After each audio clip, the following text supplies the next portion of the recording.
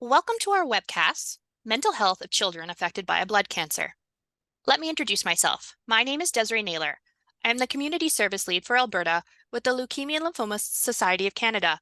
Before we start, I would like to share more about the Leukemia and Lymphoma Society of Canada, as well as highlight some of our programs and resources that may be of interest to caregivers who have been impacted by a pediatric blood cancer.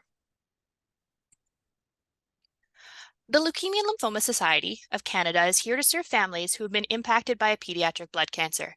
We have a team located across Canada here to provide resources, support, and a listening ear to those navigating through the emotional challenges that come with a pediatric cancer diagnosis. If you have a lot of questions right now, or you cannot find what you're looking for, you can talk to a community service lead in your area. By connecting with one of our community service leads, you can receive personalized assistance in finding answers you're looking for or ways to address your concerns. The community service leads are here to help. You can reach one of us by calling toll-free 1-833-222-4884. We invite you to visit our website, bloodcancers.ca. Our goal is to better serve the community and offer an improved experience. On our website, you will find all of our past webcast recordings, our podcast channel, information sheets, practical tools to help you navigate your child's cancer experience, and so much more. Visit bloodcancers.ca. Reading about people's experiences with their cancer can be a source of support to help build community when facing a blood cancer diagnosis. Also on our website, you can read testimonials from other families. We invite you to visit and read some of their stories.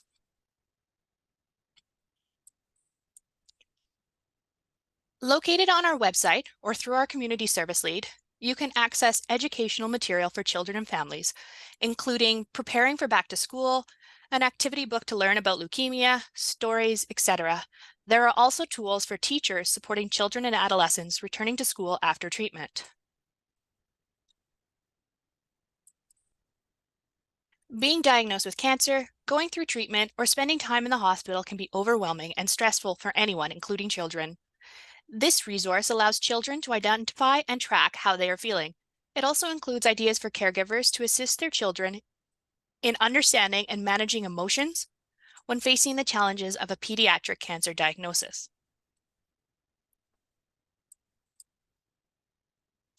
The objectives of today's webcast include the importance of early recognition and intervention, recognizing mental health issues in younger children, age-appropriate conversations, how to talk to your child about emotions and mental health, supporting siblings, and some of those unique challenges faced by a sibling whose loved one is going through a pediatric blood cancer diagnosis, navigating emotions and maintaining well-being, coping mechanisms, and resources that can help. It is now my pleasure to introduce today's guest expert speaker, Tziona Lugasi. Tziona is obtained her PhD in child psychology from the University of Montreal. Her specialties include the impact of illness on children and adolescents, as well as the transition from pediatric to adult healthcare. She joined the hemato-oncology at Sainte-Justine in 2011, where she works with children and teenagers diagnosed with cancer or other hematological disorders. Over to you. Thank you so much for having me. And this presentation was prepared with my colleague Pascal Bernier, who's one of our nurses, and myself. So we can go through the next slide.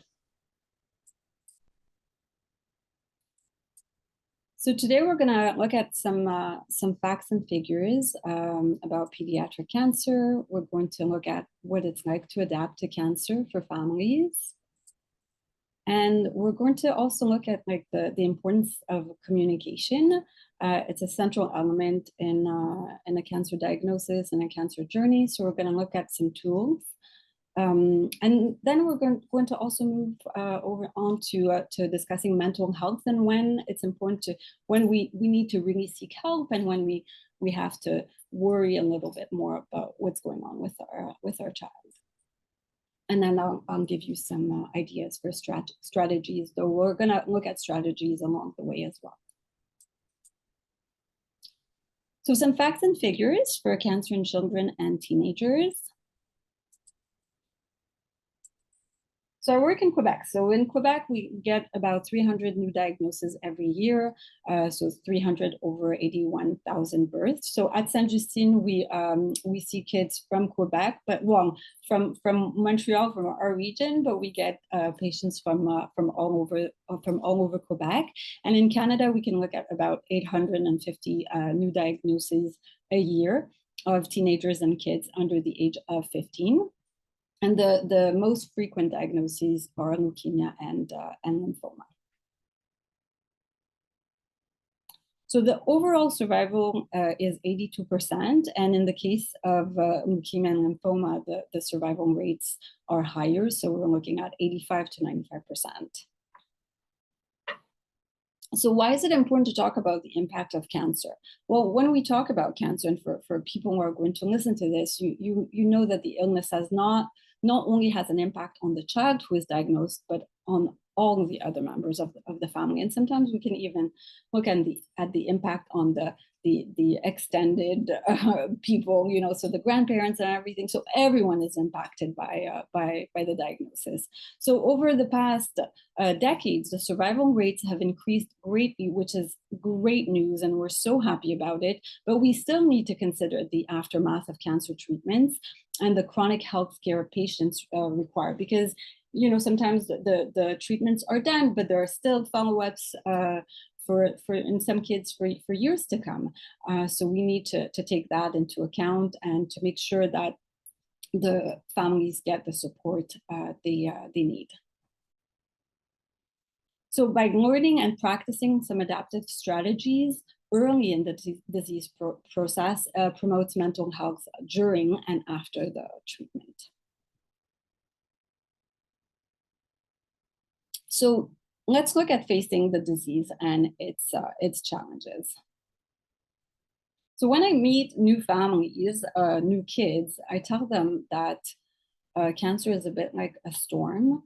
And, you know, imagine that the entire family is on a ship and, you know, we're sailing like over smooth waters, but suddenly a storm comes and everyone, regardless of where they are in the boat or in the ship, are going to you know, to lose their footing a little bit and be impacted by it. So it is important to support not only the child who's diagnosed and not only the parents who accompany the child to the medical checkups, during hospitalizations and everything, but we really do need to give support to everyone.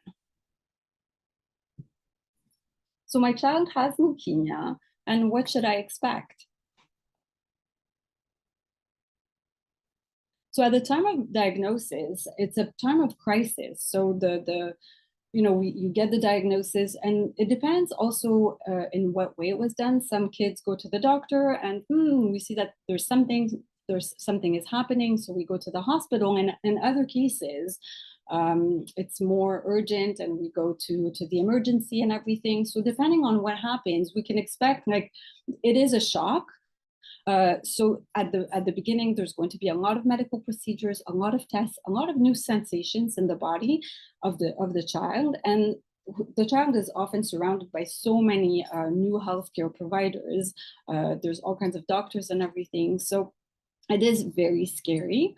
So the child is going to be scared, sometimes angry, very upset. There's going to be like tantrums, a lot of fear, and then parents too. So they have to, you know, as parents, they have to kind of control all of their emotions in order not to scare their child too much. So there's all of these new stuff, and on top of that, often like the child will be hospitalized at the time of the diagnosis. So there's a sudden loss of routine. So, you know, at the hospital, sometimes we give access to the tablet more in order to appease our child.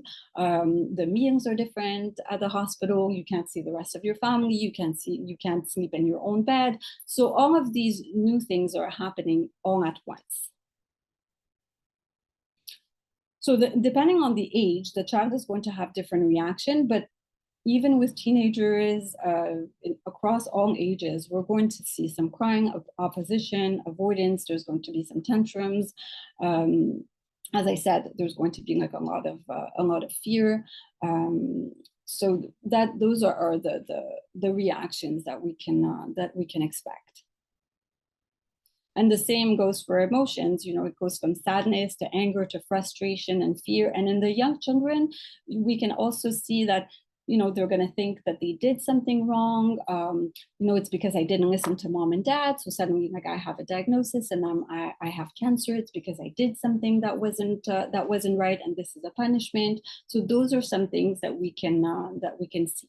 But the most I see is sadness, anger, and a lot of fear. So during treatment, as we said, like the impact of treatment can be seen as two distinct phases. So there's going to be the during the treatment and the after treatment.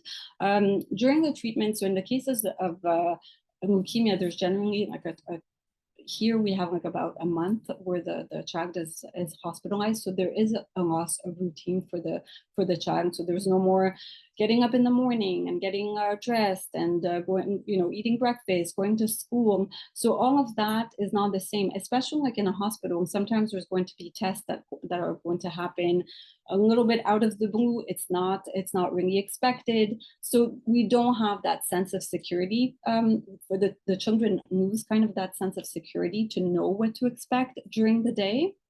As I said before, there's going to be fears and reactions to medical procedures and new sensations. We really have to imagine everything that the child is going through. There are so many people around them. So many people are poking and probing, and sometimes they get like a PICC line installed or a portacat and everything, which is very like uncomfortable. It's painful. There's a lot of people suddenly in the child's bubble. So there's going to be obviously psychological impacts. In some young kids, we're going to see a lot of regressions. So if your child was potty trained, you can expect that to change. Or a child who started talking so much and everything, maybe there's going to be a little regression. The sleep is for sure going to be altered, given that there's a lot of coming in and out in the room, especially during hospitalization, to check on the kid and everything, so they don't sleep as well. There's going to be a lot of anger, a lot of sadness linked to the constraints imposed by the disease. So sometimes, because of the illness, kids are not allowed to see others as much. They can't be exposed to other kids and everything. So that can be quite difficult, which leads us to the psychosocial impacts. So obviously the kids have to stop going to school, seeing friends and everything. And after the treatment, well, there's still all the physical impact. So some kids are going to have persistent side effects. There's going to be pain, fatigue. Sometimes there's the cancer leaves traces like on the body that don't necessarily go away, or not right away at least. So you have the kids and teenagers have to face the changes on their body image. So in terms of the psychological impacts, I see a lot of anxiety, like the fear of recurrence, because during treatment you have regular medical follow-ups, and you come every week. You get your blood drawn, and there's something very comforting in that, to make sure that, like if something happens, I'm taken care of, and my nurse sees me. I can ask my question. I'm going to see her in a few days, and after the treatment, we kind of lose that. So it can be very scary for even for kids, for teenagers, for parents. So there can be a lot of depression too, and a hard time getting back to normal life. We think, after treatment it's going to be great, we're going to go back to our normal routine, but it's not necessarily easy to do. Teenagers are going to say that cancer had an impact on their identity development, and going back and just living their life the way it was before cancer is a little bit difficult. So sometimes we need to work on that. And we can also see the impacts on attention and learning, depending on if there was a radiation, what kind of chemo they received. It all, the cancer can have an impact on attention and learning. In terms of the psychosocial impacts, like I said, returning to school and going back to those social relationships, sometimes after a few months, sometimes after a couple of years of being away, it's hard to find your place once more in your circle of friends.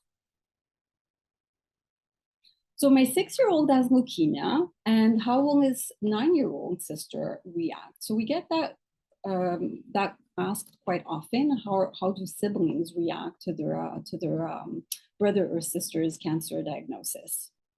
So like we said before, everyone is impacted by the cancer diagnosis, and siblings are going to also feel a range of emotion throughout the process of the illness.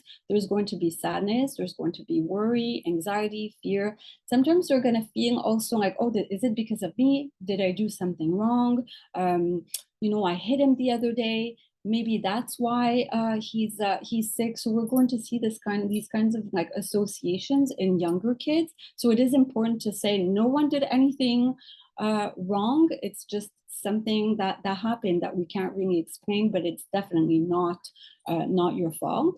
There's going to be a lot of anger because mom and dad have to spend a lot of time at the hospital. They have to juggle so many things, so they don't necessarily have the same amount of time to spend at home with the siblings. There's going to be jealousy. Hey, how come you get to hang out at home with mom all day? You get to bake, you get to do all of these activities, and I have to go to school. So there's going to be a lot of unfairness and jealousy involved.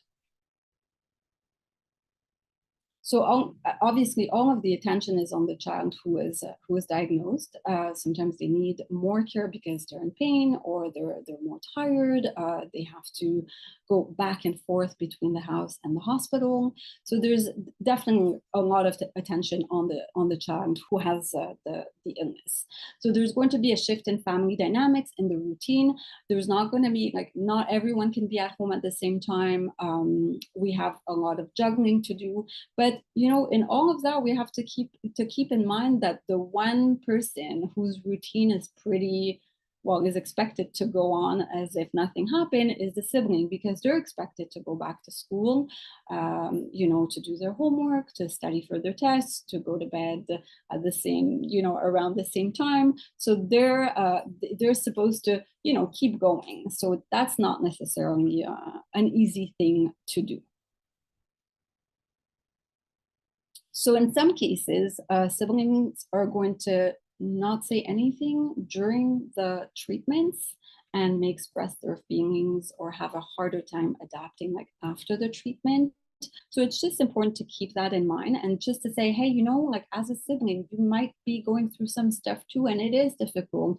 Our family is going through a difficult time. So we hear you, we see you. So just kind of try to normalize, to validate, to put words a little bit, for those kids who have a harder time expressing their feelings, it is important to help them name what they are going through and not to wait for the end of the treatment for it all to come out. So we're cancer in children and adolescents. How do we communicate with our child who's diagnosed? Communication is really a key to adaptation. And one question that we get asked quite often is it necessary to tell my 4-year-old that he has cancer, or my 6-year-old, or my 9-year-old, and should I tell everything? So it's important to keep in mind that it's actually only in the last few decades that we've been encouraged to reveal the truth to a child who's diagnosed with a serious illness. It was well-intentioned, but this information used to be kept secret by medical staff and the family. But the problem is they quickly came to realize that not knowing what is happening can make a child's imagination take over and lead to scenarios that are actually more frightening than reality. So versus when a child understands the situation, it can help them feel better prepared, for example, for medical procedure. So the answer is yes, but no too. So I'm going to explain a little bit across the different age groups. So the key is to really adjust the amount of information that we give according to the child's age. For sure, you're not going to speak the same way you're talking to your 2 or 3 or 4-year-old as you would with your 15-year-old. So we have to provide information in stages at different times. We can't give them all of the information, and we kind of have to also go with what the child has, what kind of questions the child has for us. And it's also very important to just always be present during like medical rounds, anything that could be difficult for the child, that could be new. It's important to make sure to be around. And we sometimes need to protect our child from details and information that could be worrisome. So hearing the information first, then we process it, then we share it with our child. You'll notice that I wrote at the bottom, it is important to always keep in mind, and this is something I always tell families, is you know your child best. You know what information your child needs. Some kids need to know absolutely every little detail of what's going to happen. And some are going to say, whoa, this is too much for me. I don't want that much information. I want you to hear it first, and then you tell me bit by bit. So we really have to go to keep that in mind when we have those conversations with our kids. And we also have to pay attention for signs of emotional overload in our child or teenager. So if your child is, there's a bunch of doctors and nurses in the room, and you see that your child is turning his back, or seeks proximity to you, they close their eyes, they start to talk loudly or interrupts or start doing something else. For example, sometimes I'm going to talk to teenagers and their parents, and suddenly the teenager is going to go on their phone or put their headphones on and everything. And the parents are going to say, hey, this is really rude. You have to participate and answer questions. I'm like, no, sometimes it is okay. It's too much information, and we kind of have to respect that. And we can even say that in front of the doctor. Oh, I think my child, it's a little bit too much for them. And we're going to have this discussion. And after that, we're going to talk to our kid about it. So based on what you also know about your child, you have to choose a mode of communication that you're comfortable with. So some kids are going to be great at talking, at expressing themselves just with a discussion, whereas some prefer playing and drawing. They can draw their fears, they can play them out with you. So you have to go with what works best for your kid.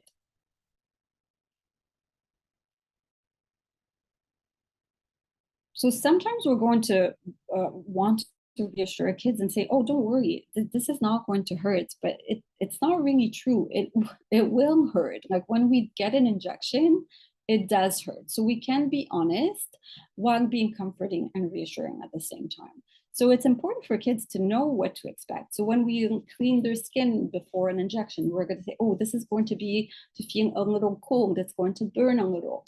And after that, you're going to feel a pinch. We can say it's not going to last a long time, and I'm going to be with you. We can even talk about our own experiences.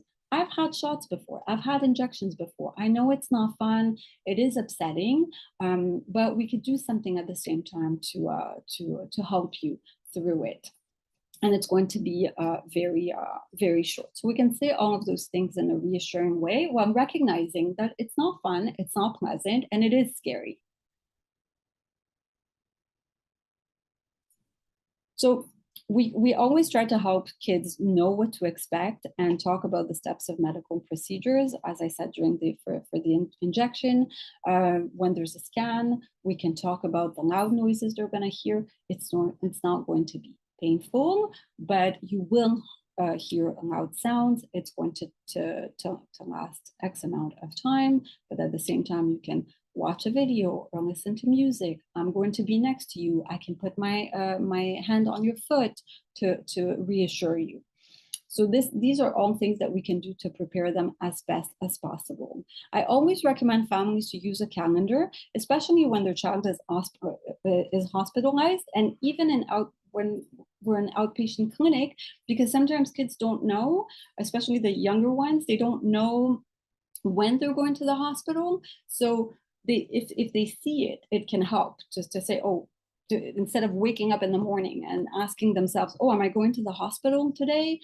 They can go and check on the calendar. No, today is not a hospital day, and neither is tomorrow, but I'm going to go on Wednesday. So that helps them kind of know what to expect for the rest of their week.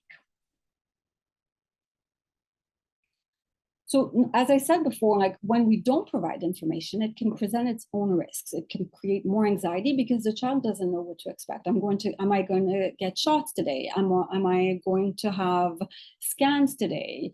Are there new doctors that are going to come and see me? So it can be quite a lot for the child to wrap their head around. So it's going to create more agitation, more fear, and less collaboration.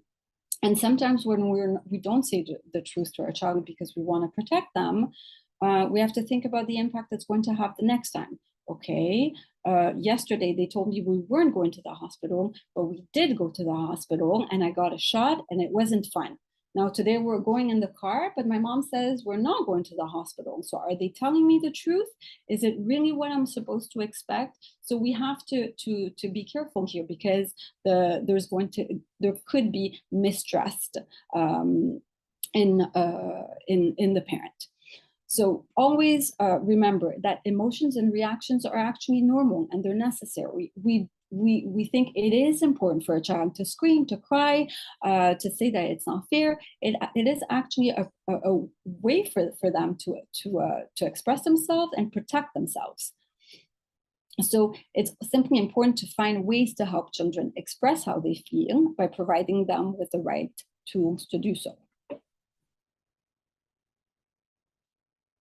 So we're going to look at how we communicate with kids, but at different ages. So from 0 to 2, it's important to be actively present with your child. And by actively, we mean keep talking to them, playing, singing. And if you're hospitalized, it's important to try to limit the number of people in the room at the same time. It can be kind of overwhelming for the baby to be surrounded by so many people.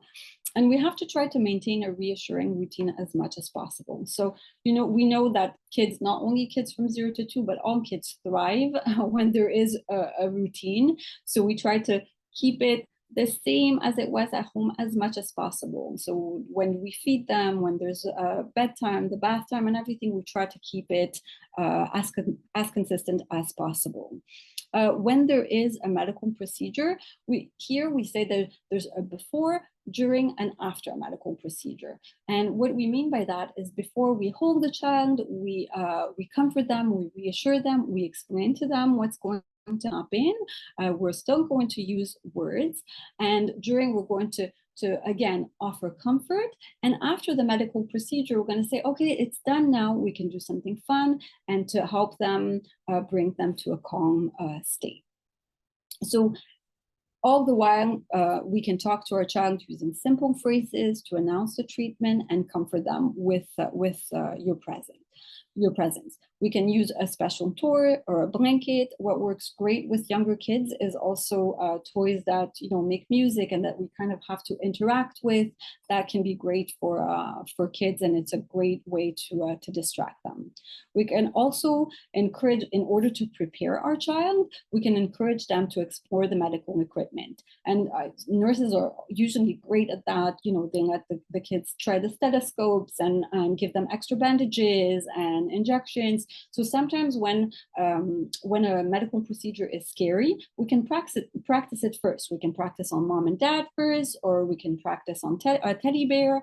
And after that, the child is going to know a little bit more what to expect. Is it going to still be super easy? Not necessarily, but we still show them that, hey, we know it's tough for you. We're trying to find ways to make it easier. So from 3 to 5, we can start using simple explanations. We always use the real words. So we do use the word cancer because the kids are going to hear it, especially like in our department and in other oncology department. departments, we hear the word cancer. So it is important to use real words. There are so many great tools. There are so many great books to explain the illness or treatment. So those are always great to use. I think there's a lot of foundations and organizations make very useful videos as well. So those can be great for kids who prefer something animated. So again, we're going to talk about the steps of a medical procedure. We're going to clean the skin, find your vein, and we're not going to put an emphasis on discomfort. Yes, it's going to be, you're going to feel a pinch, but we're not going to just put an emphasis on the word pain, uncomfortable, and everything, because it leads the child to feel like, oh, this is going to hurt. This is going to be bad. Distraction works at all ages. So we can also use this distraction during a procedure. And again, we can encourage interaction. We go with what the child prefers. We have some kids who don't want to be distracted at all, and they want to see every little thing that the nurse is doing. That's okay. It's whatever works for them. We always try to give them choices, as long as the choices don't interfere with the treatment. So we have to keep in mind, kids are losing all their control during the diagnosis and the treatment. So we're trying to give them back that sense of control, and giving them choices is a great way to do so. So do you want to look at your nurse while she's giving you an injection, or do you want to look at a book with me? Do you want to look at listen to music, or watch an episode of something that you enjoy? We can give them all of those options.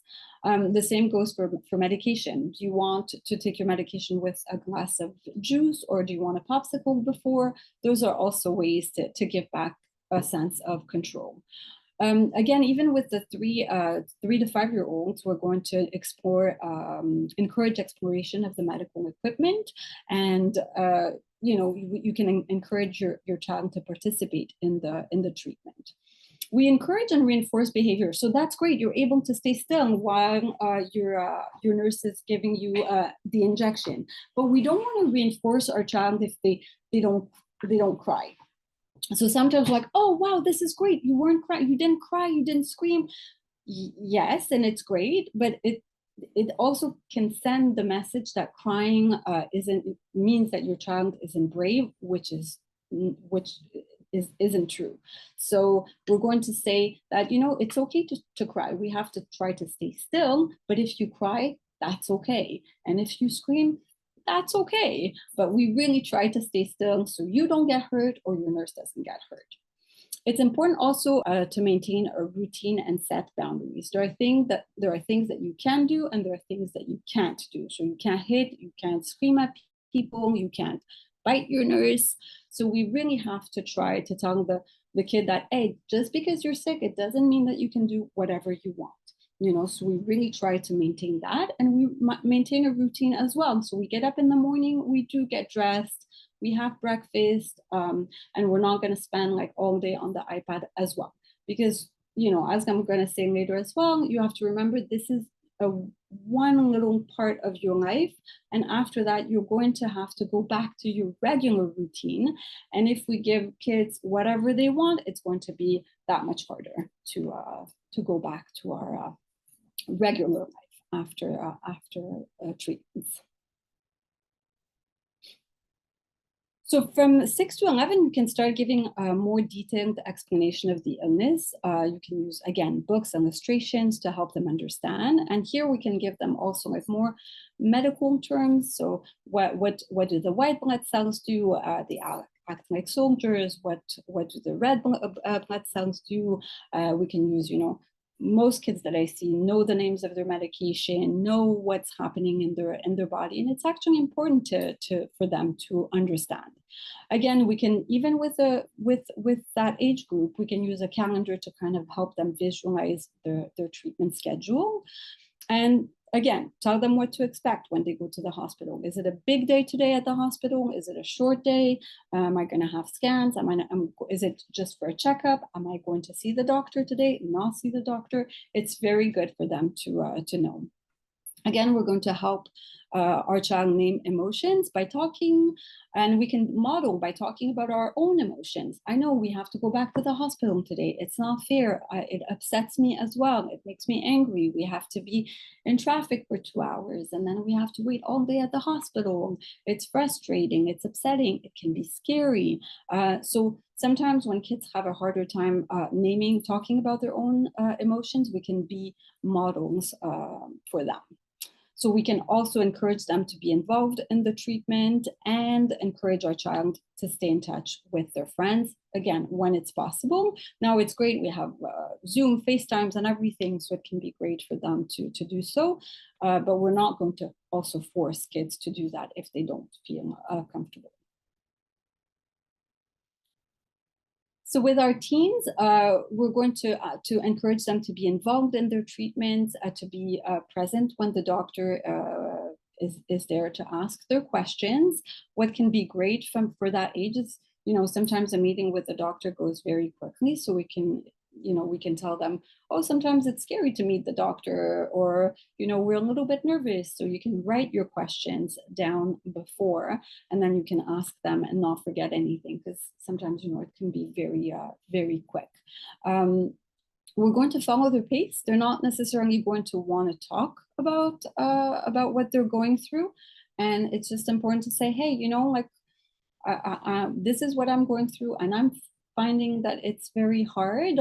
So if you want, I'm here to talk, or if you want to talk with someone else, just let us know. We can for sure organize that. But sometimes they need that little space, and they simply need to know that you're there when they're going to need you. And we're going to always normalize their emotions. And we can say, sometimes they're going to say, no, I'm not angry and I'm not sad. I'm fine. So I'm like, okay, well, if I were in your shoes, this is how I would feel. And at that age as well, it's important to encourage them to stay in touch with their friends. Everything that we talked about right now, like all of the emotions and everything, are normal. There's things that are expected, but there are sometimes red flags, and we need to be more concerned about. So we're going to talk about when to worry a bit more. So do young cancer patients suffer more psychological distress? So the majority of survivors don't experience significant psychological impairments. There's going to be a higher number that are going to use mental health services, but we're not talking about like severe psychopathologies. That being said, children and adolescent survivors are more likely to have symptoms of anxiety, depression, inattention, impaired social competence in comparison with their healthy siblings. And adult survivors of childhood cancer can also have symptoms of depression and anxiety. They're more at risk for post-traumatic stress symptoms. And there's going to be the impact of cancer treatment with, the impact of the late effects. So, if in the case of brain tumors, where there was cranial radiation therapy and everything, it's going to have an impact on their adaptation. So they're at higher risk for poor adjustment in adulthood.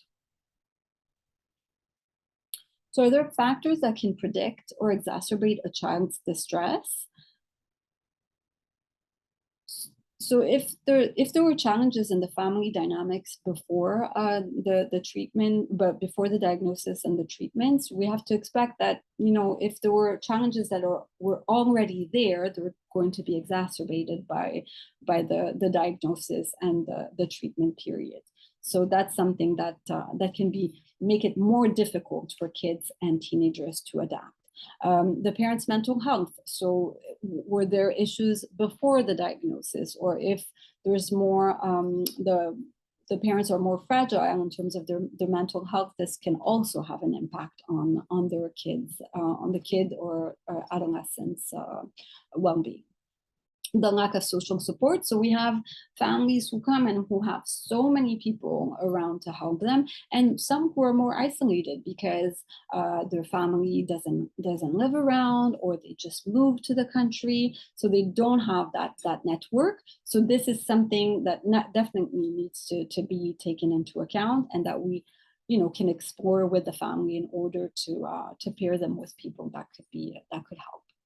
So poor physical health, so for example, if there was like a chronic health condition, pain and everything, that can also exacerbate the impacts. So when should I worry and what should I look for? So I want to start with that and to say that you always remember that you know your child best. So if something is unusual to you, and is a red flag, then definitely talk about it with your child's doctor or your nurse. Usually we're looking at significant and lasting changes in your child's usual behavior. So technically, like, we're going to have reactions, we're going to have moments of crying, of tantrums and everything. But if you find that it really lasts a long time and your child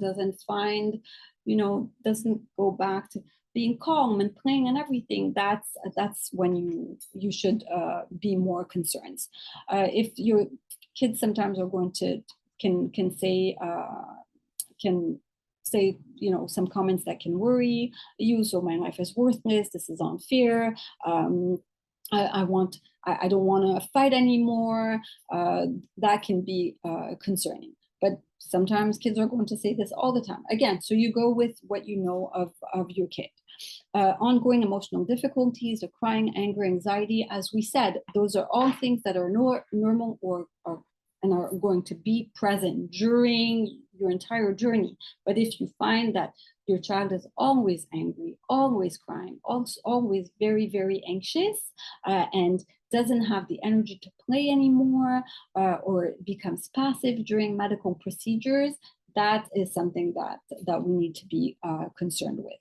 Usually we want kids to react during a medical procedure. We want them to cry, to be a little bit angry, a little bit anxious, but the level of crying, anxiety, anger, and everything, this is what we're looking at. So to me, like a child who doesn't react at all during medical procedures, that is something to be concerned with.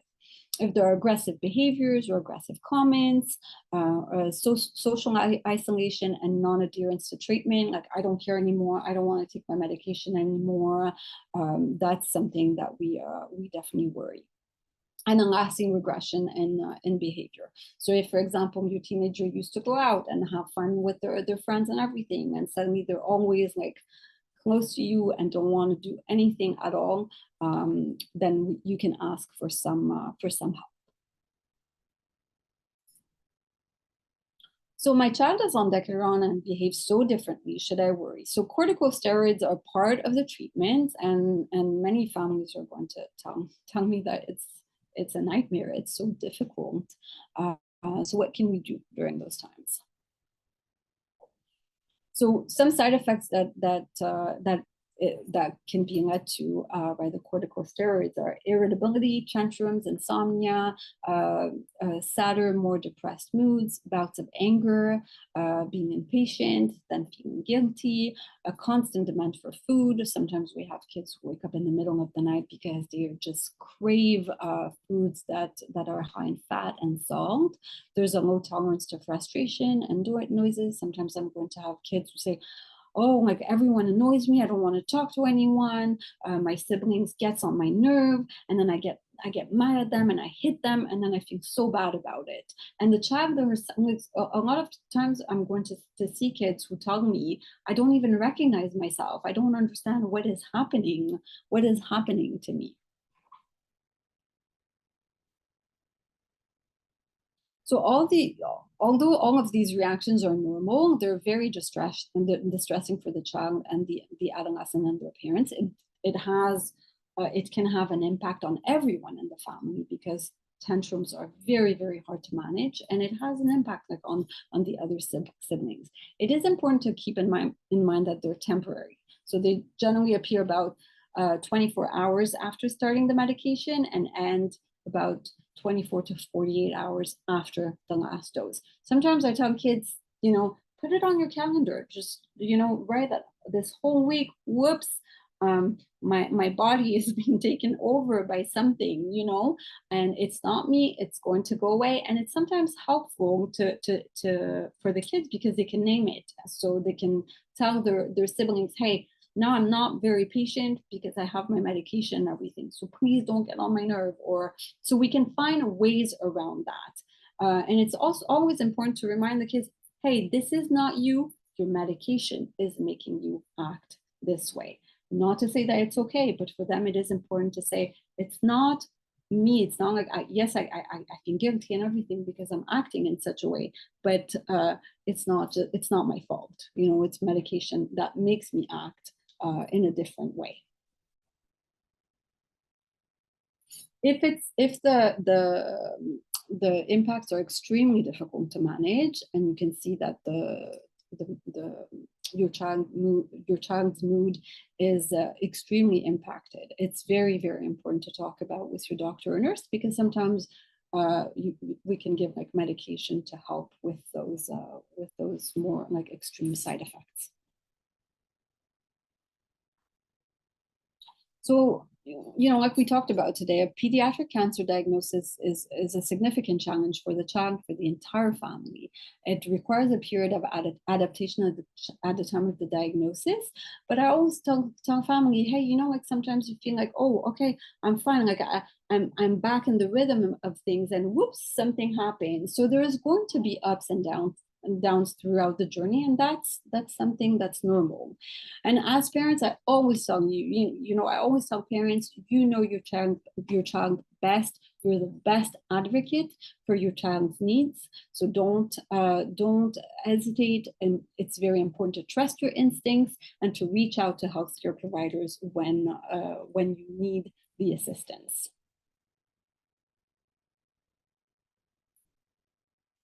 And it's important to get to know your healthcare team and to see like what do they offer. So from the get-go, from the moment of the diagnosis, what does my hospital offer for my child who is sick? What do they offer for the siblings? Do they have any tools, books that can be useful to explain my child's illness, the medical procedures? All of those things are usually there, but sometimes you have to ask for them. It's like I said, it's important to maintain a routine and healthy boundaries for your child, because remember, this is not forever. It's going to be a time of your life. It's a hard time of your life, but it's not going to always be like that. And you have to keep in mind that, hey, we're going to go back to school. We're going to go back to hanging out with friends and family and our activities and everything. So you want to make sure to have healthy boundaries for your kid and not get used to things that are going to make going back to that normal routine even harder.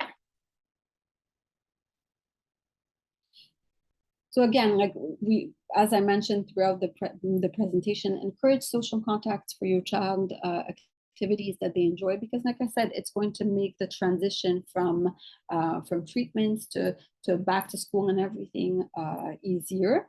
And it's always important to take care of yourself as a parent, as a couple. It's very easy to say, but hopefully there are people on your medical team who are there to, social workers, psychologists, who are there to give you the space that you need, to listen to you, to offer some advice. So taking care of yourself as a parent is going to help your child as well. Thank you so much. Wow, that was great. Thank you so much, Tziona, for sharing just such important information on such an important topic. We really appreciate you being here today and sharing all of your knowledge. I was going to say, I think we have a slide with your references.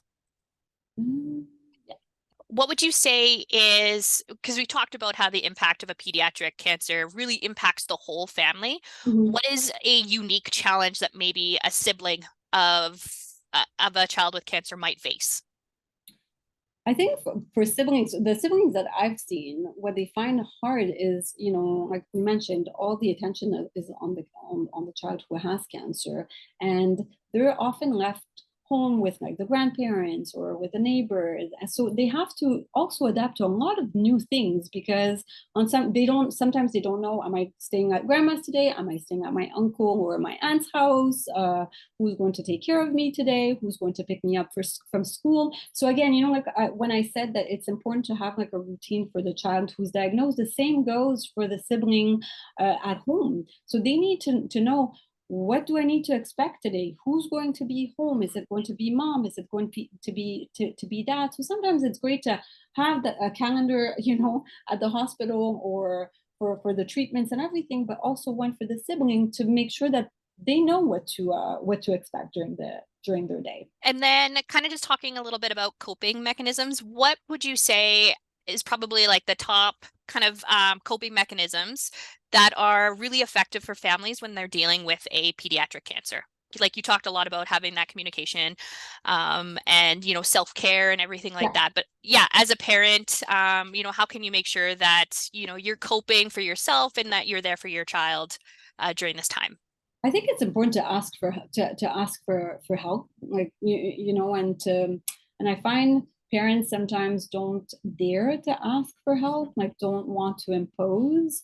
But we tell them, yes, it's important to do so. If someone offers you to make a meal, don't say, oh no, it's okay. No, take it. It's great. And I think sometimes like something one parent told me at some point is that they appointed one person in their family who could keep everyone informed.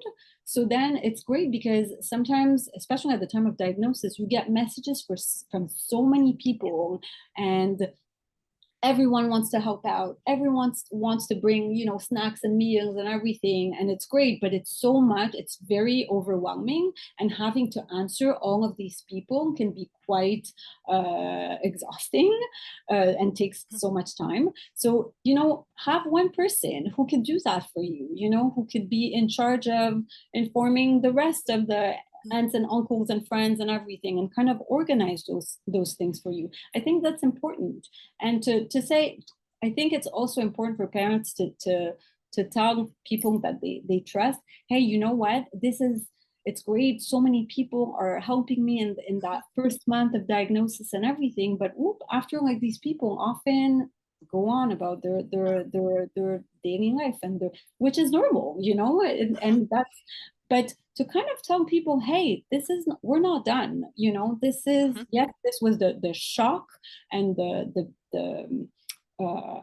big the shocking thing that happened to us, and it was a terrible month and it was very difficult, but we're this is a journey and it's going to take us time, and Mhm. we're going to need help, not just in that first month or first 2 months, but throughout. So it's really important to ask for that kind of help, to accept it when it's given and not feel bad about it. Designate almost Honestly, to do I that. think that's one of the things that really impressed me, and I'm like, wow, this is genius, and it's something that I now share with families because it's, now, like, with our phones, we're always on our phones, and we get like messages on text messages and WhatsApp messages and group messages from the classroom. So that's quite a bit to manage, on top of, and meeting doctors and nurses and managing and juggling all of that. That's a lot of stuff to take care of. Absolutely. So there's different types of, like, your role in your hospital might not transfer across the board to like other hospitals, Mhm. but let's talk like a pediatric social worker or psychologist. How does one ask the process of getting like you involved with the family so that they can feel supported? Well, here, like, when our nurses kind of know when to call us, but we try to tell them, especially like with the younger kids, it's very important.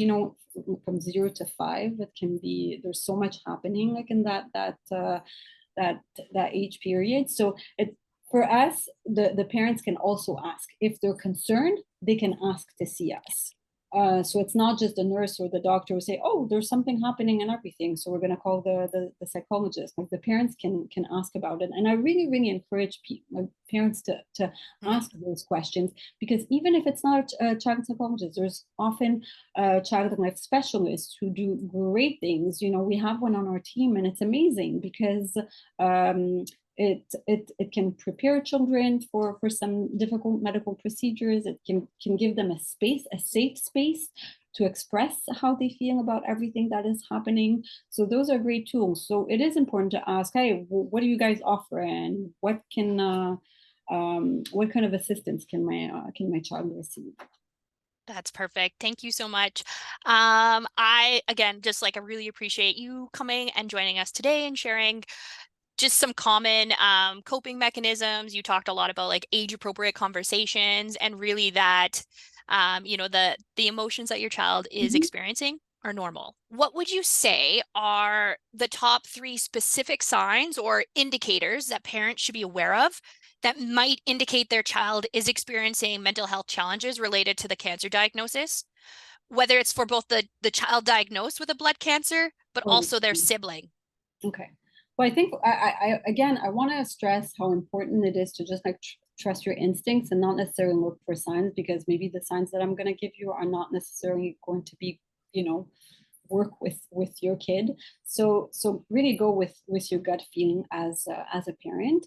But usually when a child or a sibling is isolated, doesn't want to interact with anyone anymore, not with a parent, not with friends, or not with their siblings, doesn't want to talk, has extreme like anger, sadness, sleeps all the time, or you see like a lot of changes in their regular like patterns. That's something to be concerned with. Like a kid who doesn't even want to go to the hospital anymore, take their medication, take part in their treatment and everything. Yes, usually like we're gonna get those things um, for a short amount of time, but after that we're gonna actually go to the hospital and take our medication and go on with our day and everything. But for some kids, it's going to be, or teenagers, it's going to be very hard um, to proceed, and I'd say so. That's going to that's when you should be worried and maybe seek for some help. Wonderful. Perfect.